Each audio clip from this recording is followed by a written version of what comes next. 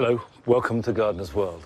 The primroses have been fabulous this year. I think as good as I can ever remember them. And of course, the rain that we had over winter did them a lot of good. They like the damp as long as the drainage is reasonably good. And I always come back to primroses as my favourite flower of all, not just because of their simplicity and elegance, but because they're so full of hope.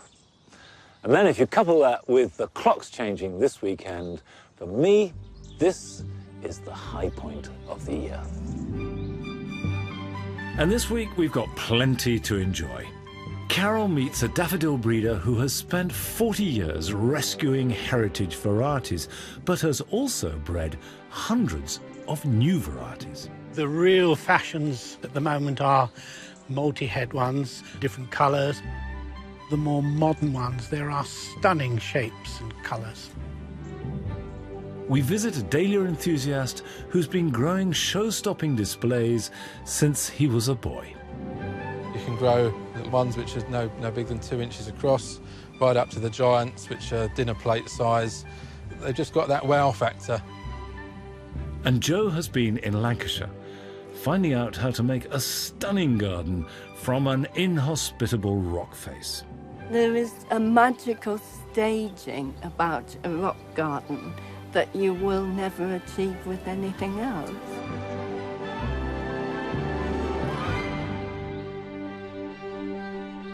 Come on.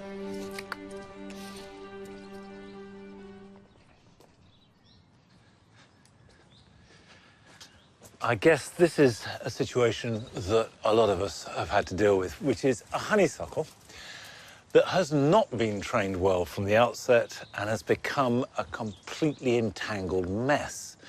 Honeysuckles are woodland plants and they want to scramble and twine and sprawl. We've got a number in the spring garden, growing up trees and through shrubs that are completely happy. So you can't change the nature of the plant. But if you get a situation like this, where it is definitely past any kind of reasonable training, you have to take radical action, and you can do with a honeysuckle. Now, this particular honeysuckle is Lonicera periclininum belgica, and it's got pink and white flowers that appear June, July. Now, all this top growth, where it comes up and then arches over itself like the crest of a wave, and in fact, in this case, climbing up into the Portuguese laurel, is a sign that it's got past a controllable point. What we want is just 2 dimensions only, growing up the wall along the wires. Now, it should be pruned immediately after flowering. So by pruning it now, there is a real risk that we may lose most of the flowers for this year. So that's just a warning. There's a nest in here. Now, this is last year's, so I'm not destroying anybody's home. And this was a blackbird that produced its young quite happily in there, but I'm afraid it's time for it to go, so that can come down. There we are. Lined with mud, so we'll put that on there.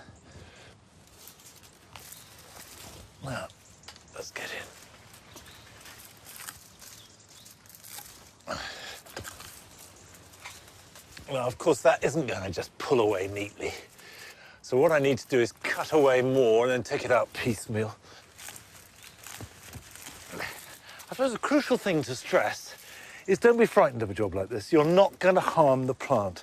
You can apply it not just to honeysuckle, but some of the clematis, like Clematis montana, that can get really a tangle and mass of growth. But with the early flowering clematis, wait till after it's flowered, because it'll be flowering in a month's time. Wait till it's flowered, and then as soon as it's done, you can apply this operation to it.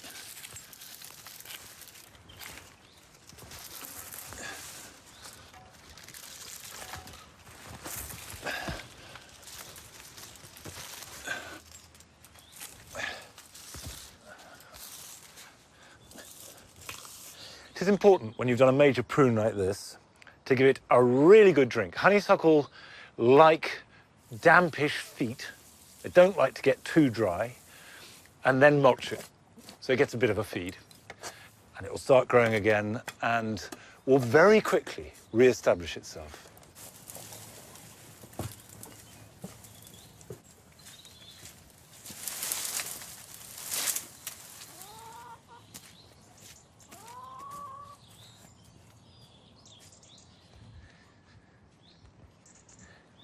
we planted these pseudo-narcissi about 15 years ago, and they were very slow to develop. I remember there was an original 50 bulbs and just 2 or 3 flowers, and gradually they've built up over the years.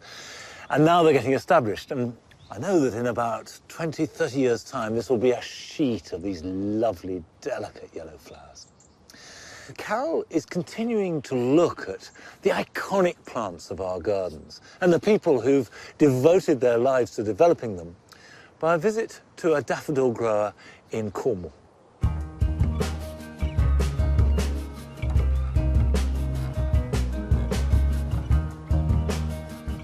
Cornwall is a rugged county, renowned for its floral landscape.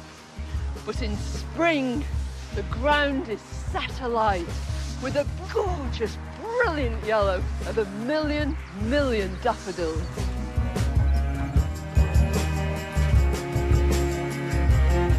Born into a dynasty of daffodil growers, Ron Scamp has dedicated 40 years of his life preserving and promoting these blazing beauties. And it's because of Ron's preeminent work and his enduring passion that gardeners now have access to an extraordinary kaleidoscope of colours and forms. I've been involved with daffodils for almost all my life. Yeah.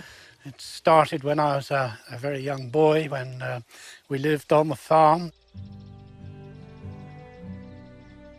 Like many children in Cornwall, Ron's childhood was filled with daffodils. Flower farms dotted the coastline, and it was during this time he developed a deep passion for heritage varieties. During the war years, all of these farms, the flower farms, they were ordered to remove daffodils from their fields so that they could grow vegetables. They couldn't sell them, so they got deposited in hedges and banks and places like that. A great deal were lost or still remain in the hedges. These things that were almost on the point of extinction are being brought back now by you and people like you. Some of these old ones, they really have a There's soft something spot in my heart. very special, isn't there, Absolutely, yes. about heritage varieties? Indeed.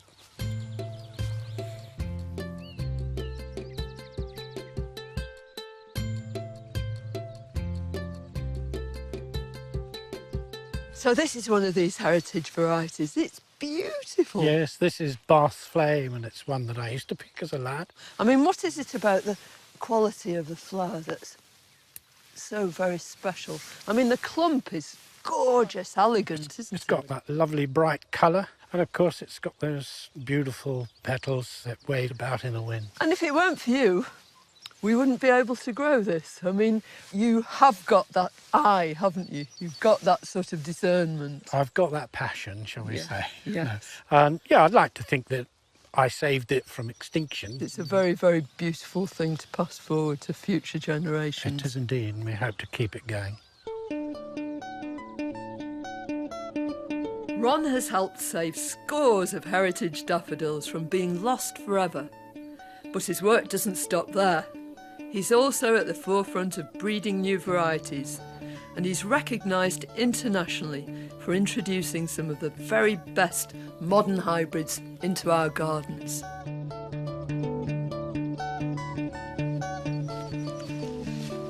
That's what you call a splendiferous daffodil, isn't that lovely? Yeah, it's gorgeous. This is Gallipoli Dawn. This is your trial field, isn't it? That's right, yeah. This is where we plant out all our unnamed seedlings. So every one of the plants in here is from crosses that you've made? That's right, yep. They're all crosses and going back almost 20 years, some of them. Really, as long as that? Yes, yeah. Well, it takes 4 to 5 years from seed to the first flower, and then 5 to 10 years trialling it to make sure that it's going to be a good, sound variety for your garden. Because I suppose it's all very well if they look beautiful, but what you want is more than that, isn't it? It's what we look for in a new variety. Yeah. Is good foliage, a good grower.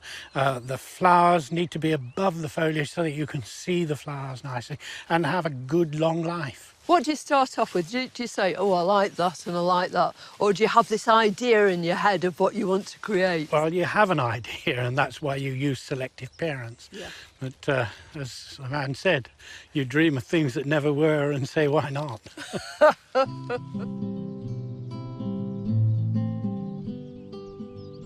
You're quite on the cutting edge of daffodil breeding, aren't you? What's the fashion? Which direction are these daffodils going in? The real fashions and the hopes at the moment are multi-head ones, different colours, white and reds, white and pinks, also the split corollas. Some of the more modern ones, there are stunning shapes and colours. There's a lot of things to come. Yeah, but I'll bet there'll be quite a few Ron Scamp daffodils. Well, I hope so. I always say it's 40% research, 60% inspiration. Yes. And a lot of luck.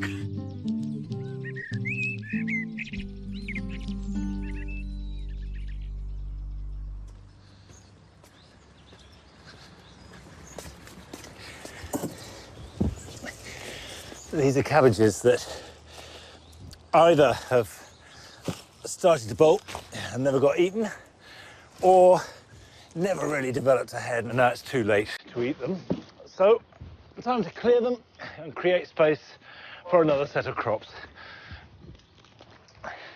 And here are some other jobs that you can be getting on with this weekend. It's a good time now to prune figs. All this year's crop is already present as tiny pea-sized fruit on the shoots. So if you remove all this growth, you won't get any figs this year. However, take out any crowded or crossing branches and try to create a shape that is as flat against a wall or fence as you can, and this will mean that as much light and air will get to the plant as possible. Once your amaryllis has finished flowering, don't throw them away, as with the right care, they'll flower again next year. Cut off the spent flower heads to stop the energy going into seeds. You can leave the stem on, although I prefer to remove it simply because it looks better. But let the leaves fully develop and don't remove them. Water it weekly and give it a general purpose feed every week or two. And then when the risk of frost has completely gone, you can stand it outside in a sheltered spot.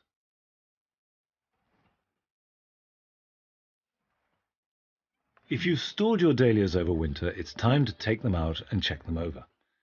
Make sure none of the tubers are rotten or have dried out, and if they have, discard them. Pot up the good tubers so the crowns are just proud of the surface of the soil. Water them and put them somewhere warm, and this will encourage new shoots, which can then be used for cuttings.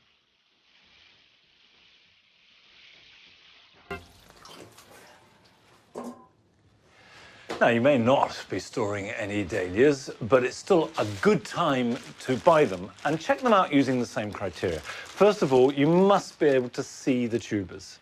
If you can't see them, don't buy them. The second thing is feel them, give them a squeeze.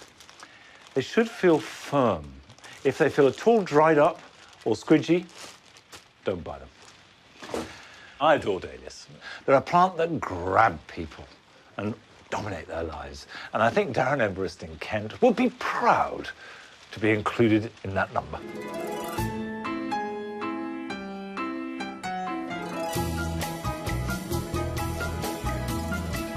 Dahlias give you that splash of colour when the rest of the garden is starting to look a little bit tired. The dahlias come to life and they give you those flowers right from middle of July right up to the first frosts. I love the variation in size. You can grow little ones which are no bigger than 2 inches across, right up to the giants which are dinner plate size, and all the colours, a mixture of colours that you could possibly wish for. They've just got that wow factor.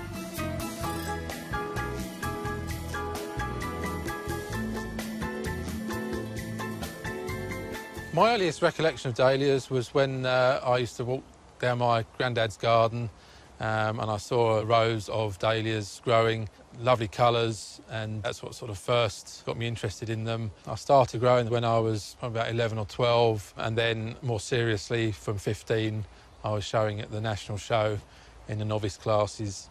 I just enjoy growing them. This variety is called Kenora Sunset. It's one of my favourites. I think you can guess why it's called Kenora Sunset. The blend of red and yellow is, I think, really quite stunning. When you're exhibiting dahlias, you normally have to have 3 in a vase, and they should all be exactly the same and matching. It's quite difficult to match because obviously they've got the different colours, and between each bloom there are differences.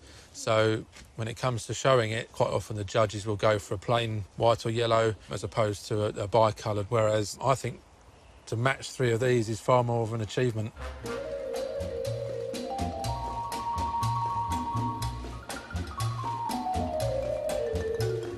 I treat the dahlia world of exhibiting in the same way that I look at the sort of football leagues. You've got the Premier Division of the top growers, the same as the Man Uniteds and the Chelseas of the world. I like to put myself a bit further down the table where you get the odd victory against them. You do quite well in the other classes, but you know, I wouldn't want to be the best grower in the country, because when you just win the odd trophy, the satisfaction of winning is greater than if you was winning all the time.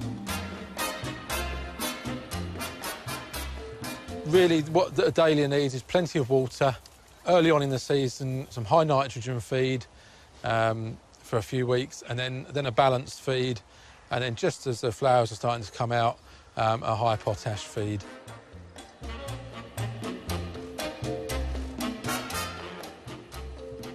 The main pest is an earwig, and I have a cunning little trick to stop that on all my flowers, which is petroleum jelly.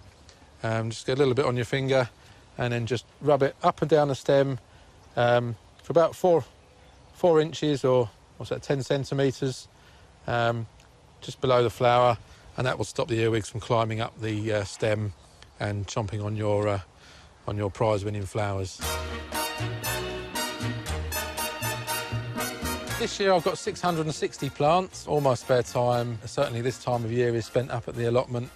You know, probably on average 3 hours a day. You need to spend the time with them to get them to a really good standard. My wife is exceptionally supportive. Even my children come up and help. It's very difficult letting other people, whether it's even my own children, touch my flowers, because they're precious to me. But over time, I'm hoping that at least one will take up the challenge, because there aren't the growers there anymore, and that's a real shame. You know, I'm all for trying to get people to start growing them. If one of the 3 take it up, then I've done a good job.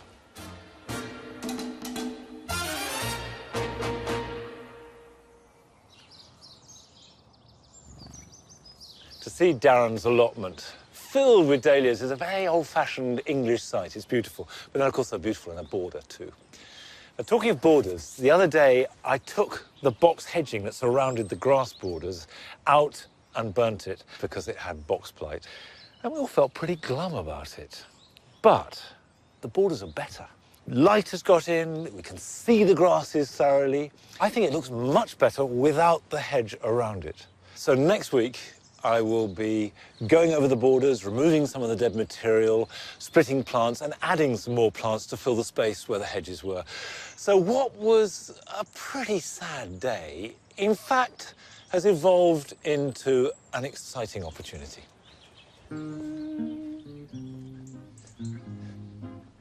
Now, I've got another major task. This corner is a sun trap and has very free-draining soil, so it makes an ideal space for a dry garden. And at its best, it can and has looked fantastic. But in recent years, some of the plants have become unruly and have taken over. All the gems that love this extreme drainage and baking sun have got crowded out. And what I'm going to do is what you can do in any border, in any situation, not just a dry border, is to take everything out that can reasonably be moved, take out all the weeds, refresh the soil, and then put back all the plants that I want to keep, and then see where the gaps are and think about adding other things. One of the biggest thugs is Acanthus mollis. For a few years, this would grow and then get knocked back in winter. It tended to be really hit by frosts in February and March, but of course we haven't had that this year. So the best thing to do is to cut off all this top growth. The roots, however, need to be extracted because every single scrap will grow back.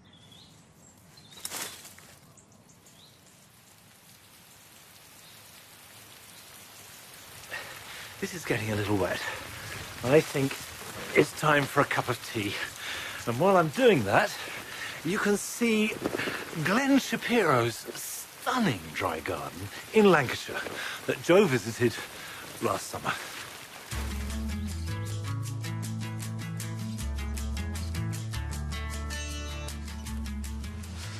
For many years, rock gardens have been a popular feature. But what do you do if your garden is made of nothing but rock? Well, I'm here to meet a gardener whose pioneering spirit has created something really special out of solid stone. Here in Silverdale, North Lancashire, hard limestone has created a unique craggy landscape, so gardening here isn't for the faint-hearted. But that didn't deter Glenn Shapiro and her husband when they moved here 32 years ago. I remember him saying the disadvantage is there isn't a garden and there isn't even anywhere to put a garden. I just smiled quietly to myself. You could see the potential, even though it was absolutely covered in scrub. Oh, without a doubt. It was just a really exciting challenge. Yeah. Limestone rock is just the most beautiful rock for a rock garden. Should we go and explore? Yes, I'd love to show you it. There is a magical staging about a rock garden that you will never achieve with anything else. It's very, very sculptural, very three-dimensional. I was a sculptor originally, and that's the way I like to think of it. The way you move through the space and see things in 3D. Absolutely. You've got very thin soil, and actually in a lot of the garden you've got no soil at all, just pure rock. How easy is it to establish plants? If someone at home has got, the same conditions, how do you get them going in the first place? I build up soil in the fissures between the rocks, and that's the good place to get your taller shrubs and dwarf pines and things going. And then there are what we call runnels, the narrower bits where the water is draining into the fissures. So you can get slightly larger plants, maybe dianthus and things going in those quite nicely. You're almost like little containers. They're like a little pot. Absolutely. So you're gauging the plant that you can put in to the size of the hole. Is that right? Yes, yes. And then when it comes to no soil, there's things like your silver saxifrages. Often just a bit of wet moss in a crack is enough to start them. They form a little carpet. You can break bits off, and I'll have a little spell of going around and sticking them in here, there and everywhere. They just look so natural in a garden like this. They're ideal. It's great These fun. orangiums, at the moment, they're stunning. I love the colour of them and the way they reflect the light. This particularly dry area suits them very well. Yeah. What strikes me is the range of plants you've got here. People would see a garden like this and see the limitations and think, oh, I can only grow a few things, but you've really extended that palette out to create an all-year-round garden. Yes, definitely so. Well, I'm busy in it all year round, so let's have it looking good. Now, I know the garden doesn't finish here. Should we keep moving? Yes.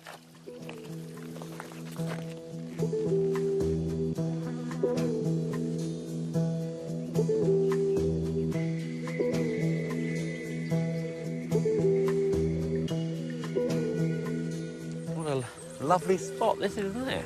It's like a destination point after, well, a mini Klein, I guess. But it's almost like a garden in reverse, because up here you've got a traditional lawn and you've got a pond and a very different feel. You don't see the rockery at all from the top. This is a sort of ha-ha effect. And then as you look over, it's a complete surprise again. It reveals, though, you would never know it was there from here at all. I think it's just lovely to work with the materials you've got on site. What would your advice be to someone who's got, well, let's face it, a pretty difficult spot to make a garden in? Go with the landscape you've got. Make sure that it fits into the surrounding area and sits happily within it, and go for the plants that are happy in that terrain. Don't fight it. Very good advice, I'd say. And you've created an absolutely stunning garden here.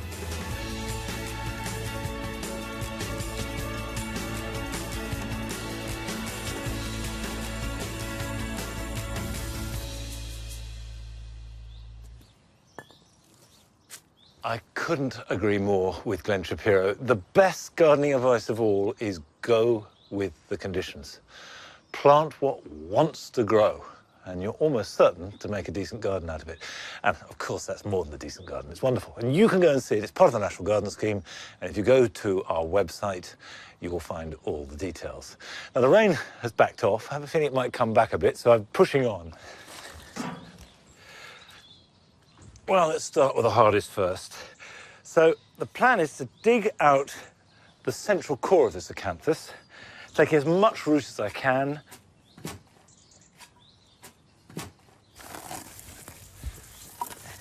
And you can see that just slicing through, you've got these very fleshy roots, and every little bit will create a new plant, which is why I can be quite cavalier about chucking some of this away. I want to move on just to another plant.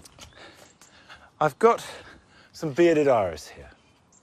They've been divided and moved, they're very healthy, but there is couch grass in amongst them. And while I'm revamping a border like this, it's tempting to leave the iris, but I need to remove the couch grass. Now is the time to do it.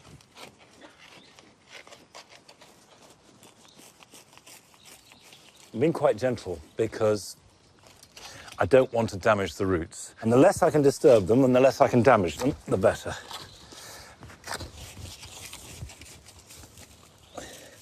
Now, you can see, look at all that couch grass in there. That's all got to come out. And couch is one of those weeds, like bindweed, like ground elder, that once it gets into a border, it can only spread. You're never going to contain it. See, I've just got a handful of couch grass just from this one here. Don't put this on the compost heap. If you can't have a bonfire, bag it up and let the council deal with it. And I can pop that up. But when you lift a plant out temporarily, you want to do so as an entity. So, for example, if we take this sedum here, which I can dig up and keep a nice root ball on it, a bit of tansy interwoven in it, which I'll gently tease out. If you can keep a root ball right round it, and we're giving this a little weed while we're about it, just checking, taking out the tansy out of the roots. It doesn't really matter what compost you use. It's rough and ready, but that will be good for replanting, as I say, for a couple of weeks, and it will hardly notice that it's been moved. Make sure that it's watered and in reasonable shade, and that can sit until you're ready to replant it. When I've refreshed the soil, I'll be putting back the plants I've taken out and also adding in plants, because here in the dry garden, it's really important only to put in plants that will relish baking sun and really sharp drainage. And of course, there are plenty that will do that, and I'll be coming back to that in a couple of weeks' time. But that's it for this week. Next Friday, we're back to our normal time of 8:30. Till then, bye-bye.